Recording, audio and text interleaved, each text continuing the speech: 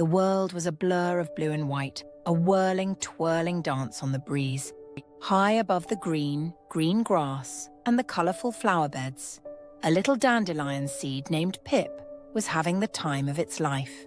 It wasn't a seed that could see, not in the way you and I do, but it could feel. Oh, could it feel? It felt the warm, gentle push of the sunbeams and the ticklish, lifting caress of the wind. It felt the incredible lightness of its own fluffy parachute, carrying it on a grand adventure. To Pip, the feeling was pure joy, a fizzing, buzzing sensation of freedom. But the wind, as winds often do, began to change its mind. The gentle tickle became a firm push. The warm sunbeams were blocked by a large grey shadow that felt cool and unwelcoming. The cheerful whooshing sound of air through leaves was replaced by a harder, harsher rustle. Pip felt itself being blown away from the soft, earthy smells and the comforting whispers of the garden, towards something new, something different. The feeling under Pip changed from the soft, giving sensation of bouncing over grass blades to something utterly new and strange. It was hard, unyielding. It was also very, very warm, having been sitting under the sun all day. This was the floor of the Pavement Palace, a vast flat kingdom of stone and concrete. Pip landed with the softest of taps, a tiny, almost silent arrival in a very loud world. For a moment, Pip just lay there feeling confused. This was not like the garden soil, which was soft and always seemed to hum with a quiet, welcoming energy. This was silent and flat, and so very hard. Pip's little fluffy parachute settled down around it, feeling crumpled and tired. The wind that had brought it here whistled away down the street, leaving Pip all alone. Now, deep inside every seed, there is a tiny sleeping song. It is a song of growth, a dream of roots and leaves and sunshine. As Pip lay on the warm concrete, that little song inside it began to wake up.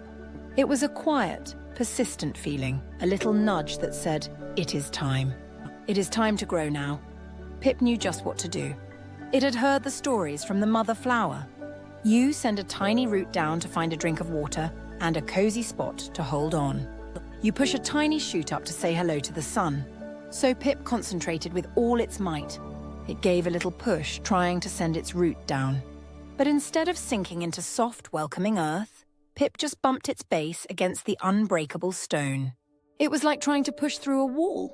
The little seed tried again, pushing even harder. Nothing happened. The Pavement Palace did not want to let it in. The tiny song of growth inside Pip felt a little quieter, a little more confused. Just then, Pip felt a new sensation, a vibration starting as a low rumble far away, growing into a tremendous, thunderous roar. The ground beneath it shook and trembled. A giant rolling shadow whooshed past, followed by a great gust of hot, stinky wind that sent Pip tumbling head over fluffy parachute. It was a car, rushing down the street, and it hadn't even noticed the tiny seed it had blown away. Pip tumbled and rolled, finally coming to a stop right next to a great tall wall made of the same hard stone. This was a curb, and it was the biggest mountain Pip would ever know. Pip felt very small and very alone. The song of growth was now a faint whisper, a question mark. How could it grow here? There was no soft earth. There was only this hard, grey, rumbly world. A feeling of disappointment started to grow inside Pip, a feeling much heavier than its tiny body. Maybe this was not a place for growing. Maybe its adventure was over before it had even begun. But Pip was a stubborn seed. That little nudge, that song of life was still there. It was a very quiet song, but it was a very persistent one. It did not want to give up. It just needed to listen, to feel, to find a different way. Pip lay very still, using its whole body to feel the world around it. It felt the hard stone, yes, but it also felt something else. Tiny grains of sand, little bits of dust that had gathered in this corner by the wall. It wasn't much, but it was something.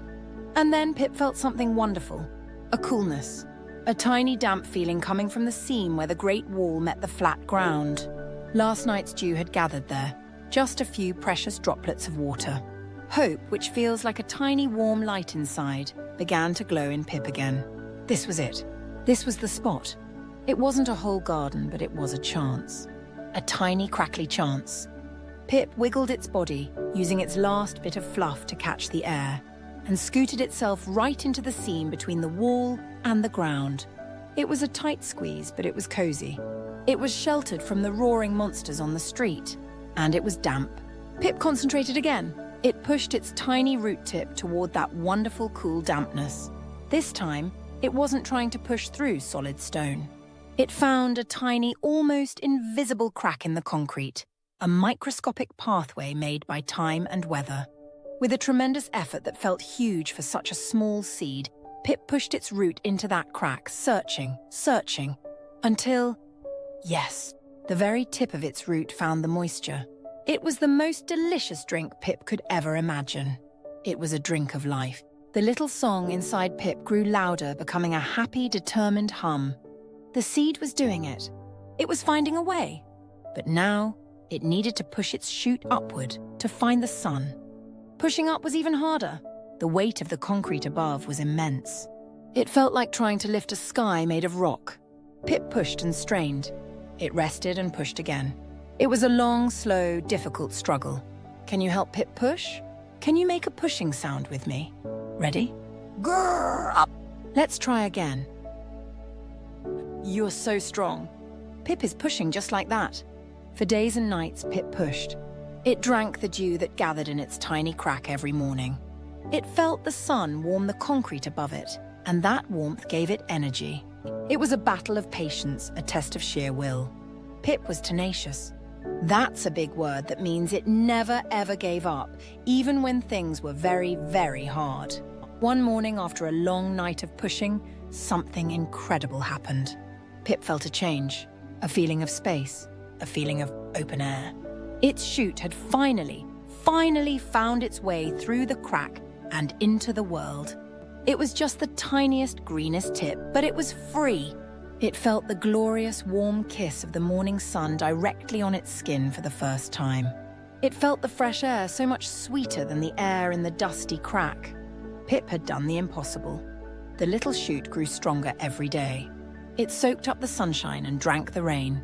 It was a very small plant in a very big world, but it was mighty.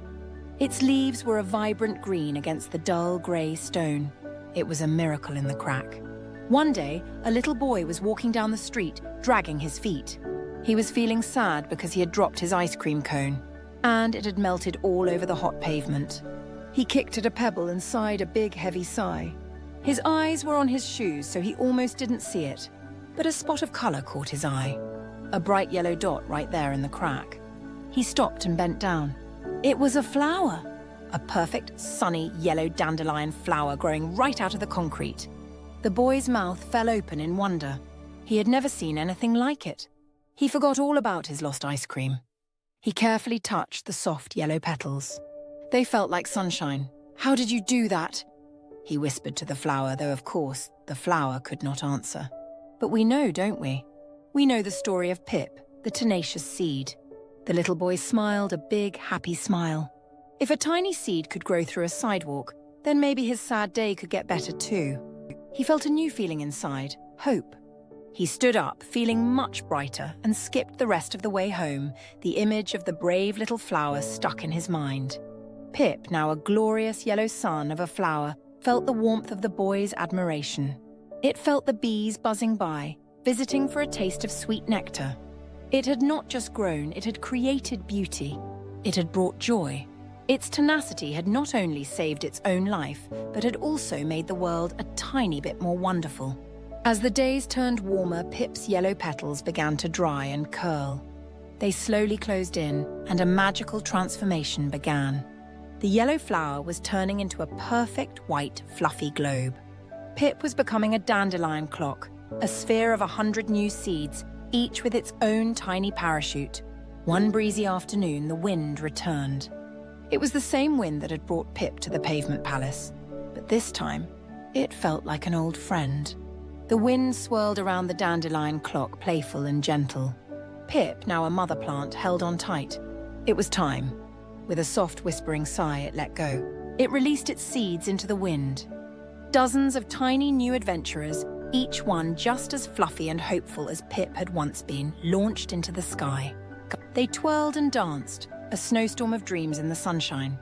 They floated over the hard, grey Pavement Palace, a place that was no longer so scary because one stubborn seed had proven that life could find a way there.